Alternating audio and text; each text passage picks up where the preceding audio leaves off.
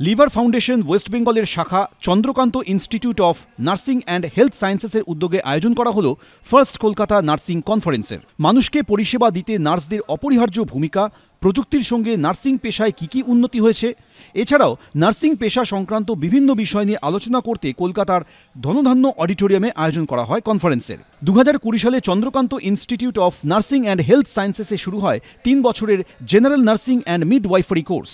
উদ্যোক্তারা জানান 2024 সালে এই কোর্সে প্রথম 2 জন স্থানাধিকারীদের প্রশিক্ষণের জন্য মার্কিন যুক্তরাষ্ট্রের ইন্ডিয়ানা ইউনিভার্সিটি স্কুল অব নার্সিংয়ে পড়তে পাঠানো হবে।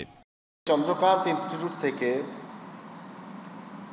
প্রতিটা ব্যাচের যারা টপার হবে, মানে 3 বছরের পর যে টপার হবে 2 জন, তাদেরকে আমরা হায়ার এক্সপোজারে পাঠাবো। নার্সিং শিক্ষা, নার্সিং কেয়ার, মানে ক্লিনিক্যাল নার্সিং এডুকেশন, যেখানে যেসব কেন্দ্রগুলি উৎকর্ষতা অর্জন করেছে এরকম উৎকর্ষ কেন্দ্রে তাদেরকে পাঠাবো। এদিন সেমিনারে নার্সিংয়ের সঙ্গে জড়িত বিভিন্ন বিষয় নিয়ে আলোচনা করা হয় কেন এই পেশা অন্য সব পেশার থেকে আলাদা। Technology has improved. We are also able to identify nurses or interdisciplinary collaborations from across the globe. Communication has improved.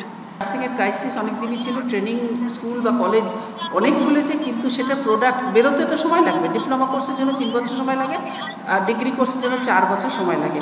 তাহলে আমাকে 4 বছর সময় দিতে হবে। যারা 20 সালে ঢুকেছিল তারা 24 সালে বেরোবে, 4টে বছর পুরো দিতে হবে। নার্সিং তো হাতে কলমে কাজ, স্কিল ওরিয়েন্টেড কাজ। এখানে কোনো শুধুমাত্র পড়াশোনা করলে হবে না, পড়াশোনাটাকে নলেজটাকে হ্যান্ডস অন করতে হবে বা স্কিলে পরিণত করতে হবে। যার জন্য নার্সিং স্টুডেন্টরা প্রথমে ল্যাবরেটরিতে শেখে, সিমুলেশন ল্যাব আছে, তারপরে শেখে, তারপরে পেশেন্টের উপরে কাজ করে। এদিন নার্সিং পড়ুয়াদের জন্য একটি এক্সটেম্পোর আয়োজন করা হয়, যেখানে উপস্থিত ছিলেন প্রাক্তন রাজ্য নির্বাচন কমিশনার মীরা পাণ্ডে, সঙ্গীত শিল্পী লোপামুদ্রা মিত্র। রুমা পালের রিপোর্ট, এবিপি আনন্দ।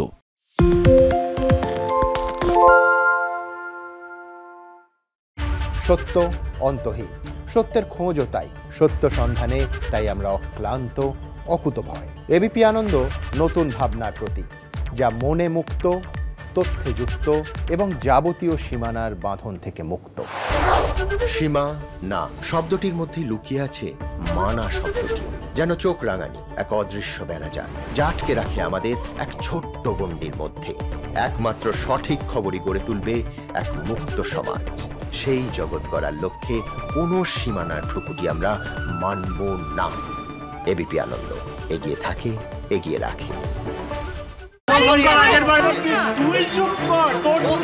বাংলা ঝামেলা চায় না, বাংলা খবর চায়। বাংলা খবর, বাংলার খবর।